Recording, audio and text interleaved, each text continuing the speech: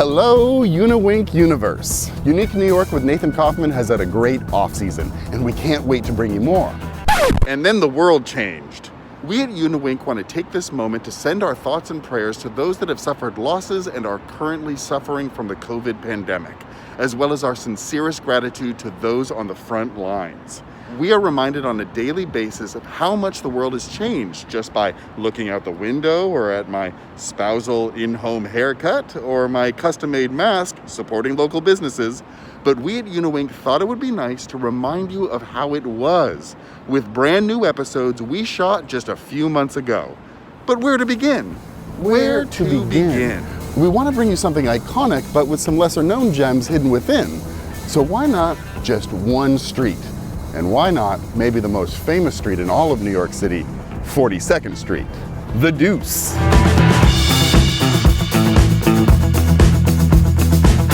We will start here on West 42nd Street and the West Side Highway, also known as 12th Avenue, the westernmost point of the street that is 42nd. If we were to go any further west, we'd be in the Hudson River and then New Jersey. Now, I got a lot of love for the Garden State, but this is unique New York with Nathan Kaufman, and Uniwink just doesn't have the same ring to it. But if we were standing here on the afternoon of January 15th, 2009, we'd be witness to the miracle on the Hudson. When Captain Chesley Sullenberger made a successful water landing after a bird strike disabled U.S. Airways Flight 1549, saving all 155 souls on board. That would be happening just uptown of where we are now, near the intrepid Sea, Air, and Space Museum housed in a decommissioned World War II aircraft carrier. But I digress. We're talking about 42nd Street. Before there ever was a 42nd Street, this would have all been wooded territory. In 1803, businessman, merchant, and real estate tycoon John Jacob Astor bought up 70 acres of this land for farming. 42nd Street didn't even exist until 1811 when the Commissioner's plan flattened the island of Manhattan and our gridded street system was established. 42nd Street was one of 15 streets that was designated to be 100 feet wide instead of 60. And you can see that it's still significantly wider than its parallel streets. All right, let's get started. We're walking east on 42nd Street. And we are now in the neighborhood of Hell's Kitchen. These days, a lot of people will recognize the name of Hell's Kitchen from the Marvel Universe, with Daredevil, Luke Cage, Jessica Jones, and Iron Fist, but it shows up in Spider-Man and the Punisher, even the Avengers, in the comic books, not the movies. People also wonder if they're going to see Gordon Ramsay yelling at budding chefs, but his show, Hell's Kitchen, is filmed in California. The origin of the name Hell's Kitchen is hard to pin down. It's most likely a reference to the seedy, violent nature of this lower to working class tenement neighborhood. The same era as Gangs of New York, but a totally different neighborhood. That took place in the 5 Points, miles downtown of where we are right now. The most popular story comes from the late 19th century, when a rookie cop and a veteran cop are looking down on a street fight one hot summer night.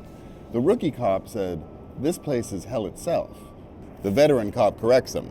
He said, "Hell's a mild climate. This here's Hell's Kitchen." And the name just stuck.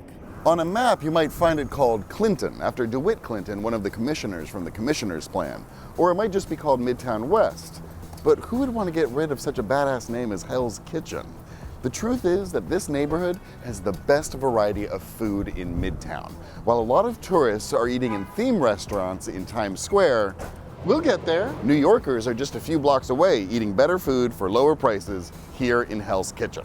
As we continue down 42nd Street through Hell's Kitchen, we arrive at Theater Row, a row of off-Broadway theaters just west of 9th Avenue.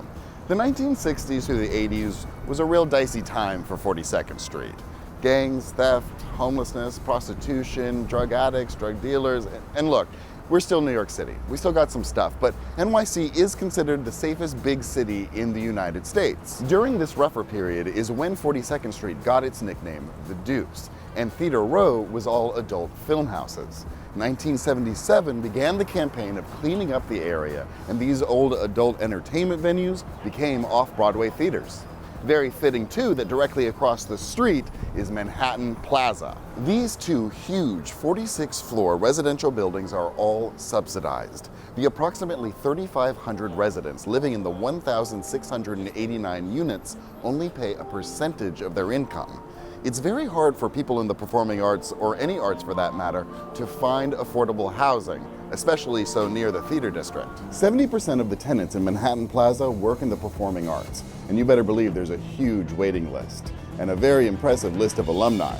Al Pacino, James Earl Jones, Timothée Chalamet, Alicia Keys. The esteemed playwright Tennessee Williams did live here for a time, but he said it was too noisy for him. And the co-creator of Seinfeld, Larry David, lived across the hall from the comedian Kenny Kramer, just to name a few. And now, all of the current residents of this giant complex are observing quarantine restrictions, the most effective way for us all to combat this pandemic, along with social distancing. We hope that you enjoy these episodes while you do your part too. And trust me, we are just getting started. This was just 3 blocks of a 2-mile street, so be sure to like and subscribe to catch our next episode and check out our past episodes too. Be safe, and we'll see you real soon.